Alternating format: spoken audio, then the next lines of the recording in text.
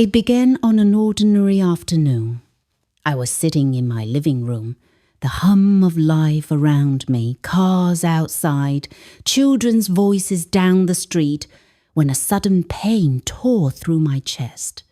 My breath caught, my vision blurred, and in an instant, I felt the weight of this world slip away. My body slumped, but I was not gone. I rose above myself, watching the scene as if through glass. My body was there, still and pale, while my soul was being pulled upward, out of the noise of earth, and into a silence deeper than oceans. I knew in that moment I had died. But death was not the end. It was the beginning of sight. The silence gave way to light, a brilliance not of this world, pulsing with both fire and gentleness. And in that light, I heard a voice. It was not male or female, not loud yet impossible to ignore. It spoke with the weight of eternity. I will show you what is hidden. I will show you what is coming. Trembling, I was carried higher. And in that place between life and eternity, I was given visions terrifying, piercing, undeniable. Among them was one that shook me to my core. The face of a man the world knows. A man whose name stirs both loyalty and hatred, Charlie Kirk. 3 months before the news broke, I had seen it. I had seen violence coming for him. I awoke from death, with that vision seared into me. And when it came to pass, people asked, "How did you know?" But the truth is, the visions were not just about one man. They were warnings of a pattern. And the question that haunts me still is the one I heard whispered in the halls of eternity. Who is next? As I drifted deeper into the light, I was shown a vision unlike anything my earthly eyes could have ever imagined. Below me stretched the outline of America, glowing faintly, but across it moved dark shapes, shadows that clung to cities, leaders, and movements like stains that wouldn't wash away. I saw men and women who stood in places of influence, some in politics, some in culture, some in pulpits. Around them flickered a clock, its hands spinning wildly, slowing only when I drew closer. And then I heard the voice again. Their times are numbered. They rise like grass in the morning, but by evening they are cut down. Do not trust in princes, immortal men, for they cannot save. Among those faces was the one I had seen before, Charlie Kirk. His figure had glowed months before, marked in a way I did not understand then, but now knew was death drawing near. I wanted to look away, but I could not. The vision was a warning that the fall of one would not be the last.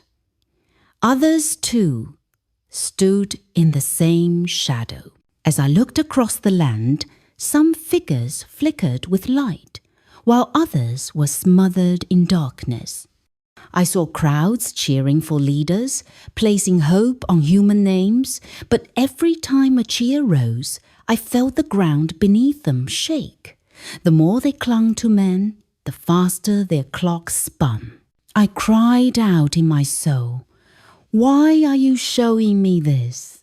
Why must I see who will fall?" The answer came like a wave, "So that you may warn them. Life is but a breath, and eternity waits. Tell them to prepare, for more will fall, and soon."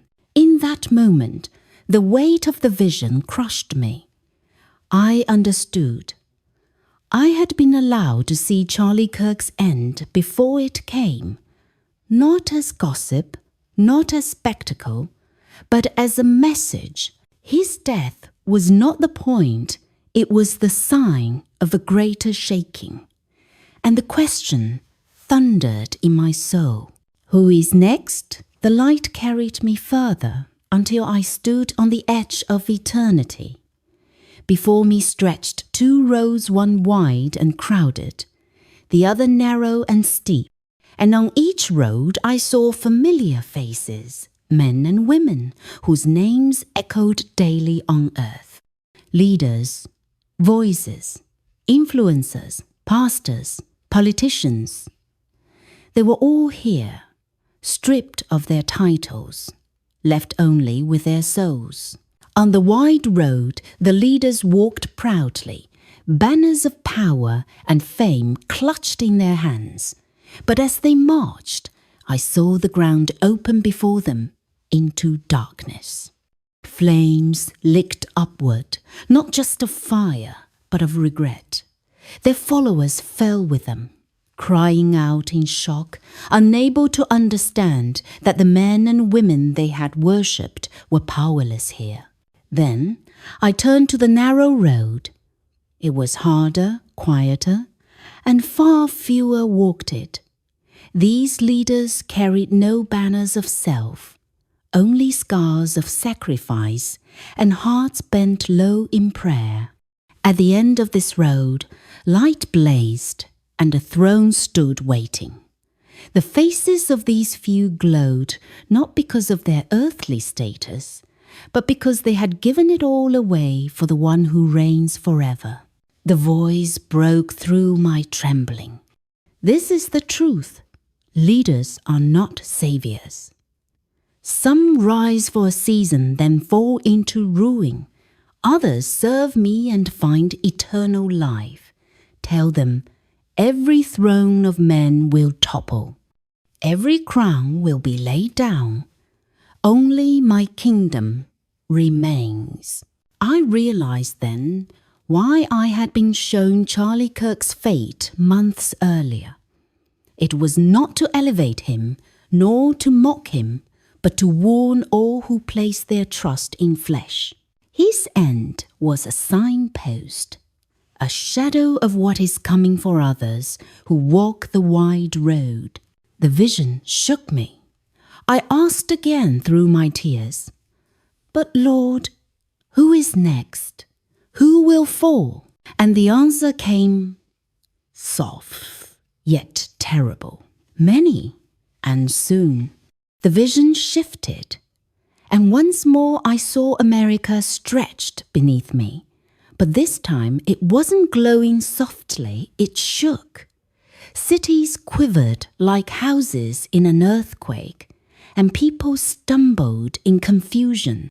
Some screamed, some dropped to their knees, and others clung desperately to screens and radios, searching for answers as voices shouted breaking news. I saw leaders fall, one after another, their names swallowed by headlines that flashed like lightning. Every time a familiar face faded, waves of panic rippled across the land. Crowds shouted, "What now? Who will lead us? Who can save us?" The air was heavy with fear. And then the voice came again, echoing through the vision. "You tremble because men fall. But men have always fallen. Do you not understand? They are grass today, they stand. Tomorrow they are cut down. Yet still my people look to them as gods." I wept as I watched. Families split apart, arguing bitterly over leaders whose names would soon vanish into history. Churches grew silent, shaken because their faith had been tied to the rise of men instead of the living King. I saw young people disillusioned, old people grieving, and whole communities wandering like sheep without a shepherd. But then, in the trembling, I saw a remnant, small groups scattered yet glowing faintly with light. They were praying not for men, but for mercy. Their eyes were lifted, not to the news, but to heaven. And the more they prayed, the steadier they stood, even as the ground around them shook. The voice whispered through the storm, "These are mine. They will not fall with the nations, for their hope is built on me. But the rest watch, for more will be taken, and soon." My soul ached as I looked down, because the question only grew louder inside me. If one has fallen, and more are to come, who is next? The trembling earth faded, and I was lifted higher past the shadows, past the nations, into a realm of blinding light. My spirit shook, for I knew I was no longer seeing visions alone. I was being brought into the presence of the one who reigns above all thrones. Before me stood the throne of the King. Around it roared colors and sounds too pure for words like waterfalls of fire and choirs of countless voices, each note echoing eternity.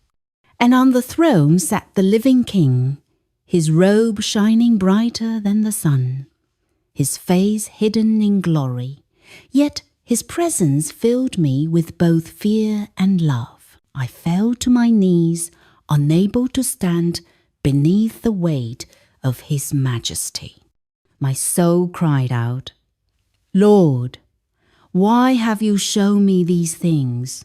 Why the death of leaders, the shaking of nations, the fear that grips your people?" His voice thundered, yet it wrapped around me like mercy. Because they still trust in men. They worship their leaders. They bow to parties and nations, and they forget that I alone hold life and death. When a man falls, they tremble, but they have forgotten that I do not fall. I do not change. My kingdom cannot be shaken. NB, I wept, my tears falling like fire on the ground before him. And then I asked the question that burned inside me. "Lord, who is next?" The throne shook, and his answer pierced through me. "That is not for you to name, but for them to understand. More will fall, more will be struck down, not because I delight in death, but because I am stripping away every idol. Tell them, do not cling to men, for their breath is in my hands. Cling to me, the living King." In his presence, I realized the warning was not about one name, not about one leader. It was about all of us. Every soul, every nation, every throne of men will one day bow before the eternal throne. The light around the throne shifted, and suddenly I saw souls being drawn before the King.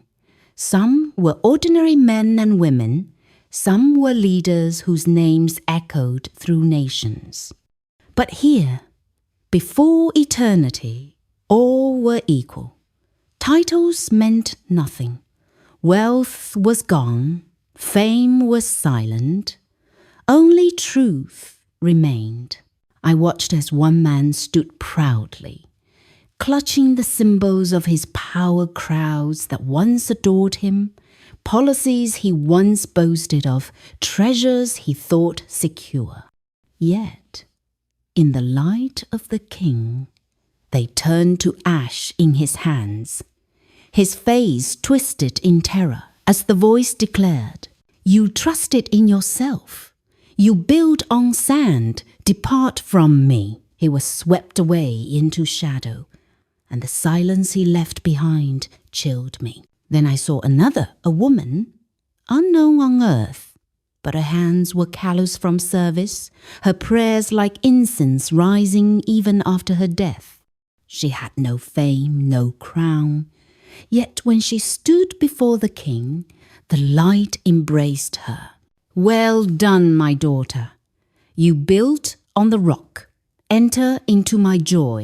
Her tears turned to laughter as she was lifted into glory. Leader after leader appeared, some glowing with humility, others trembling with regret. And I realized the pattern was not about politics or movements or power. It was about trust.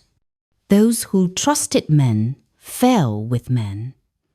Those who trusted the king rose with him into eternity. The voice spoke again, tender but unyielding. "Do you see? This is the fate of every soul, whether they are known by millions or forgotten by the world. Their end is decided by where they placed their hope. Tell them, leaders will fall, but I remain. Choose wisely, for the days are short." I trembled as I watched, because the faces kept coming crowds upon crowds. And once more the question burned within me, "Lord, who is next?" The answer came, low and heavy. "Soon more will fall, and when they do, tell the people not to lose heart. For every death is a reminder, eternity is near, and I am the living King." The King's words still echoed in me when the vision shifted again. I was lifted above the earth, and once more I saw America. But this time it was darker, trembling like a candle in the wind. The people were restless, their eyes glued to screens, their ears hungry for news. Then it happened. I saw leaders fall suddenly, not just one, not just two, but wave after wave. Some were taken by illness, some by violence, others by disgrace. And every time a name fell, the nation convulsed with fear. Crowds filled the streets, divided and raging. One side shouted in triumph, the other in despair. But underneath it all, I sensed the same truth. The people were terrified because the thrones of men were collapsing.